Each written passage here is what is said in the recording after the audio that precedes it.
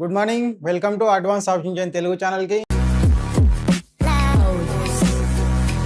ఇది మీ శ్రీనివాస్. మనం ఈ లెర్నింగ్ సిరీస్ స్టార్ట్ చేసినాం. అడ్వాన్స్ ఆప్షన్ చైన్ అనే ఒక కాంప్లెక్స్ డేటాని సింప్లిఫై చేసిన ఏఓసి త్రూ మనము వచ్చి ప్రతి కాన్సెప్ట్ని మనం ఇన్ డీటెయిల్గా ఇప్పటి నుంచి అంటే అట్లీస్ట్ మీకు బేసిక్ లెవెల్ అర్థమయ్యే లెవెల్లో మనం ఒక లెర్నింగ్ సిరీస్ స్టార్ట్ చేసినాం. దాంట్లో ఇంతకుముందుకు వై ఏఓసి అనేది ఎందుకు, దానివల్ల మనకు వచ్చే ఉపయోగం ఏంటిది మనం ఇంతకుముందు నేర్చుకున్నాం ఫస్ట్ చాప్టర్లో.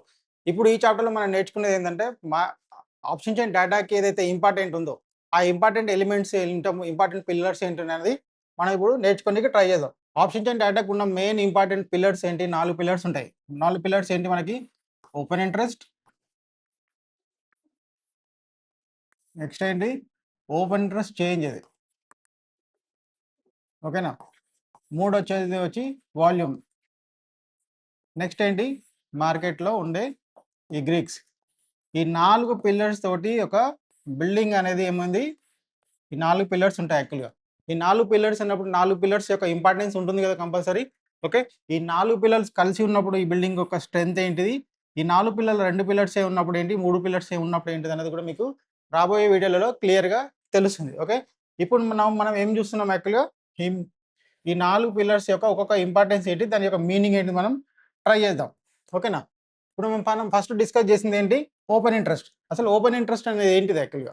ఓపెన్ ఇంట్రెస్ట్ అంటే ఏంటంటే మార్కెట్లో సపోజ్ మీరు ఒక ఇల్లే ఉంది అనుకుందాం. ఒక ఇల్లు, ఇప్పుడు ఇది ఒక ఇల్లు ఉంది. ఈ ఇల్లు అనేది ఒక అతను అమ్మడానికి ట్రై చేస్తున్నాడు. ఈయన సెల్లర్ అనుకుందాం, ఈయన ఓనర్. ఈయన అక్కడ ఎవరు వచ్చి, ఈయన బయ్యర్ వచ్చి. ఓకే, ఈ బయ్యర్ నేను కొనాలని అనుకున్నా, సెల్లర్ అమ్మాలనుకోకపోతే ఈ ఇంటి యొక్క కాంట్రాక్ట్ అనేది అవుతుందా? కాంట్రాక్ట్ అవ్వదు కదా. కాంట్రాక్ట్ అవ్వాలి అంటే ఏంటిది? ఈయన మైండ్ సెట్ ఇద్దరిది కలిస్తేనే ఇక్కడ ఒక కాంట్రాక్ట్ అనేది క్రియేట్ అవుతుంది. ఇప్పుడు ఈ కాంట్రాక్ట్ క్రియేట్ అవ్వడం అనేది అంటే ఒక సెల్లర్ వచ్చి ఒక అసెట్ని అమ్మడానికి ట్రై చేస్తున్నప్పుడు ఎవరైతే బయ్యర్ దాన్ని బై చేస్తారో దెన్ ఓన్లీ ఒక కాంట్రాక్ట్ అనేది మనకి ఏర్పడుతుంది. ఈ కాంట్రాక్ట్ని మనం దీనిలో ఏమంటున్నాం? ఓఏ అంటున్నాం. ఓఏ అనేది ఏంటి మీనింగ్? ఇప్పుడు ఏమర్థమైంది మీకు? అది ఓపెన్ అయ్యి ఉన్న కాంట్రాక్ట్. అది అంటే ఆ కాంట్రాక్ట్లో ఒక బయ్యర్ యొక్క ఇన్వాల్వ్మెంట్ ప్లస్ సెల్లర్ యొక్క ఇన్వాల్వ్మెంట్, సెల్లర్ యొక్క మనీ ప్లస్ బయ్యర్ యొక్క మనీ అనేది రెండు ఇన్వాల్వ్ అయ్యి ఉన్నది. అంటే ఆ మార్కెట్లో ఓపెన్ ఇంట్రెస్ట్ ఏముంది ఇప్పుడు? అది it is in live position. అంటే మనం ఆప్షన్ చైన్ డేటాని చూడడానికి ఉన్న మీనింగ్ ఏంటి? ఫస్ట్ మీనింగ్ ఏంటి? ఈ మనీ అనేది ఆల్రెడీ మార్కెట్లోకి వచ్చి ఉండి ఇన్వాల్వ్ అయ్యి ఉంది, లైవ్లో ఉంది. కాబట్టి దీనికి మనకి ఆప్షన్ చైన్ అనేది మనకి చాలా ఇంపార్టెంట్. ఇదే మనకి ఒక మార్కెట్ని ఒక జీపీఎస్ లాగా మనకి డైరెక్షన్ అనేది చూపిస్తుంది. ఇప్పుడు మనం ఓపెన్ ఇంట్రెస్ట్ అనేది ఏమనుకున్నాం? మార్కెట్లో ఓపెన్ అయి ఉన్న కాంట్రాక్ట్సే మనకి ఓపెన్ ఇంట్రెస్ట్ లాగా అనుకుంటాం. ఈ ఓపెన్ ఇంట్రెస్ట్ అనేది మనం ఇంకా సింపుల్ టర్మ్స్లో చెప్పాలంటే మనం చెప్దాం, ఈ ఓపెన్ ఇంట్రెస్ట్ చేంజ్ ఒకటి కనిపిస్తుంది. ఓపెన్ ఇంట్రెస్ట్ చేంజ్కి ఏంటిది యాక్చువల్గా? ఈ ఓపెన్ ఇంట్రెస్ట్ చేంజ్ అనేది ఈ రోజు ఇంట్రాడేలో, ఈ రోజు పర్టికులర్గా ఇదేమో అక్యుములేటెడ్. దీన్ని ఎట్లా అనేది మీకు ఎక్స్ప్లెయిన్ చేస్తా. ఇంట్రాడేలో వచ్చిన నెట్ చేంజ్ ఏంటిది? నెట్ చేంజ్ అనేది, అది నెట్ చేంజ్ అనేది ఏముండొచ్చు? ఐదర్ పాజిటివ్ ఉండొచ్చు, లేకపోతే నెగిటివ్ ఉండొచ్చు, ఏదైనా ఉండొచ్చు. బట్ నెట్ చేంజ్ అనేది ఓకే, అది మనకు ఓపెన్ ఇంట్రెస్ట్ చేంజ్ అనేది మనకి రిఫ్లెక్ట్ చేపిస్తుంది. దాని యొక్క ఇంపార్టెన్స్ ఒకటి ఉంటుంది, ఓపెన్ ఇంట్రెస్ట్ చేంజ్ యొక్క ఇంపార్టెన్స్ అనేది కూడా ఒకటి ఉంటుంది. దీంతో పాటు వచ్చే వాల్యూమ్ అనేది ఏంటి? వాల్యూమ్ ఈజ్ మొత్తం టోటల్. ఓపెన్ ఇంట్రెస్ట్లో ఏం చేంజ్ అయినా, ఓపెన్ ఇంట్రెస్ట్ చేంజ్లో ఏం చేంజ్ అయినా, ఎవ్రీథింగ్ మనకు వచ్చే రిఫ్లెక్షన్ అనేది ఫస్ట్ ఓపెన్ ఇంట్రెస్ట్ చేంజ్లోనే కదా చేంజ్ అయ్యేది. ఈ చేంజ్ అయితే దీని ఎఫెక్ట్ దీంట్లో పడుతుంది. దీని ఎఫెక్ట్ సైమల్టేనియస్గా వాల్యూమ్లో కూడా పడుతుంది. అంటే వాల్యూమ్ ఈజ్ ఏంటి? ఒక ఎంటైర్ ట్రాన్సాక్షన్ ఒక బిల్ బుక్. అది వాల్యూమ్ అనేది ఏంటిది? ఒక ఈరోజు మీరు ఒక బిల్ బుక్ లాగా మనం ట్రీట్ చేయొచ్చు.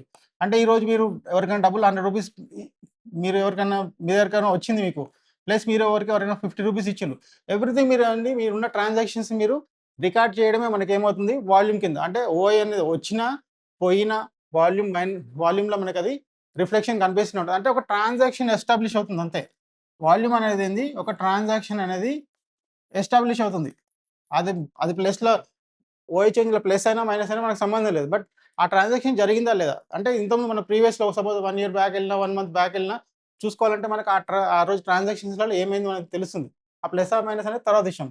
గ్రీక్స్ గురించి మనం డీటెయిల్‌గా నెక్స్ట్ చాప్టర్‌లో మనం చదువుదాం. ఓకే, ఇప్పుడు దీన్ని ఒక సింపుల్ ఎగ్జాంపుల్ ఎట్లా చెప్పాలి మీకు? సపోజ్ ఒక పర్సన్ వచ్చి ఆల్రెడీ ఉన్న బ్యాంక్‌లో, ఇది బ్యాంక్ బ్యాలెన్స్ అని అనుకుందాం. బ్యాంక్ బ్యాలెన్స్ అంటే మీనింగ్ ఏంటిది? ఇది ఆయన ఖర్చు పెట్టుకుని మిగిలిన అమౌంట్ ఏదైతే ఉందో క్యాష్ ఇన్ హ్యాండ్ కావచ్చు, బ్యాంక్ బ్యాలెన్స్ కావచ్చు, ఏదైనా సరే ఇది అక్యుములేటెడ్ అమౌంటే కదా! సపోజ్ ఒక 1 మంత్ నుంచి ఇప్పటివరకు ఆయన దగ్గర బ్యాంక్ బ్యాలెన్స్ ఇంత ఉందంటే, ఇంత అమౌంట్ ఆయన దగ్గర ఖర్చు పెట్టకుండా ఉంది. అంటే it is in live position ఇప్పుడు. ఆయన ఖర్చు పెట్టుకోవడానికి ఇంత అమౌంట్ స్కోప్ ఉన్నట్లుగా. సపోజ్ ఈ రోజు పర్టిక్యులర్ సపోజ్ జూన్ 6 అనుకుందాం. ఈ రోజు సపోజ్ ఈయన ఇంకో రూ. 1000 ఈరోజు సంపాదించాడు అనుకుందాం. ఏమవుతుంది అప్పుడు? ఇలా బ్యాంక్ బ్యాలెన్స్ ఏమవుతుంది ఇప్పుడు? ఈ బ్యాంక్ బ్యాలెన్స్‌కి ఈ రూ. 1000 అనేది యాడ్ అవుతుందా? అప్పుడు ఎంత అవుతుంది బ్యాంక్ బ్యాలెన్స్ అనేది? పెరుగుతుందా లేదా? 11,000 అవుతుంది. సపోజ్ ఈరోజు ఇన్‌కమే ఉండదు కదా! ఈరోజు ఇన్‌కమ్‌లో కాకుండా ఖర్చు కూడా ఉంటది. మేబీ ఖర్చు ఏముండొచ్చు? ఖర్చొచ్చి ఈరోజు ఏముండొచ్చు? 500 అనేది ఎక్స్‌పెండిచర్ ఉండొచ్చా? ఛాన్స్ ఉందా లేదా? ఈరోజు ఎక్స్‌పెండిచర్ ఏముంది? రూ. 500 ఉంది. ఇన్‌కమ్ ఏముంది ఇక్కడ? ఇన్‌కమ్ వచ్చి తనకి ఇన్‌కమ్ వచ్చి రూ. 1000 ఉంది. ఎక్స్‌పెండిచర్ 500 ఉంది. ఇప్పుడు నెట్ వచ్చి ఏమవుతుంది అప్పుడు ఇక్కడ? నెట్ వచ్చేసరికి ఈ ఈ ఇదనేది ఎక్స్‌పెండిచర్ కదా! ఇప్పుడు ఏమైంది ఇప్పుడు? 10,500 అవుతుంది. అవునా లేదా? అంటే నెట్ యొక్క ట్రాన్సాక్షన్ ఈరోజు జరిగిన ట్రాన్సాక్షన్ మొత్తం ఏంది? ఇప్పుడు దీన్ని ఓఐ కింద కౌంట్ చేయొచ్చా? మీరు ఇప్పటివరకు ఏదైతే బ్యాంక్ బ్యాలెన్స్ ఉందో, ఆ బ్యాంక్ బ్యాలెన్స్‌ని మనం ఓపెన్ ఇంట్రెస్ట్‌ని ఇప్పటివరకు అక్యుములేట్ అయిన కాంట్రాక్ట్స్ కింద కౌంట్ చేయొచ్చా లేదా? ఇప్పుడు ఆ కాంట్రాక్ట్స్ ఆల్రెడీ మన దగ్గర ఉన్నాయి. ఈ రోజు ఓఐ చేంజ్‌లో ఏమేమైంది యాక్చువల్‌గా? ఓఐ చేంజ్‌లో జరిగిన ట్రాన్సాక్షన్స్ ఏంది మనకి? రూ. 1000 ప్లస్ అయింది. మైనస్ ఏమైంది? 500 మైనస్ అయింది. నెట్ ఏమైంది యాక్చువల్‌గా? 500 అనేది ఇది నెట్ ఇది. అవునా? నెట్ తన ఇన్‌కమ్ ఈరోజు ఎంత అంటే ఏం చెప్పొచ్చు మనం? రూ. 1000 సంపాదించింది ముఖ్యం కాదు. ఖర్చు పెట్టినంగా మిగిలింది రూ. 500 అన్నది. ఈ 500 వచ్చి దేనికి యాడ్ అవుతుంది మనకి? ఈ నెట్ బ్యాలెన్స్‌కి మనకి 500 అవుతుంది. యాడ్ అవుతుందా లేదా? అవునా? ఈ రూ. 500 అనేది మనకి నెట్ అనే బ్యాంక్ బ్యాలెన్స్‌లో యాడ్ అవుతుంది. అది మనకు ఓఐ చేంజ్ కింద మనం చూడొచ్చు. ఇప్పుడు దీన్ని ఇంకొక చిన్న ఎగ్జాంపుల్ ట్రై చేద్దాం. ఇదే కేస్‌లో ఏమవ్వచ్చు?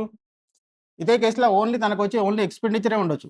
అంటే 10,000 అనేది ఏముంది ఓఐ ఉంది ఆల్రెడీ. ఓఐ చేంజ్ ఏమైంది ఇప్పుడు ఇక్కడ? -500 అయింది. -500 అయిందా? అంతే కదా!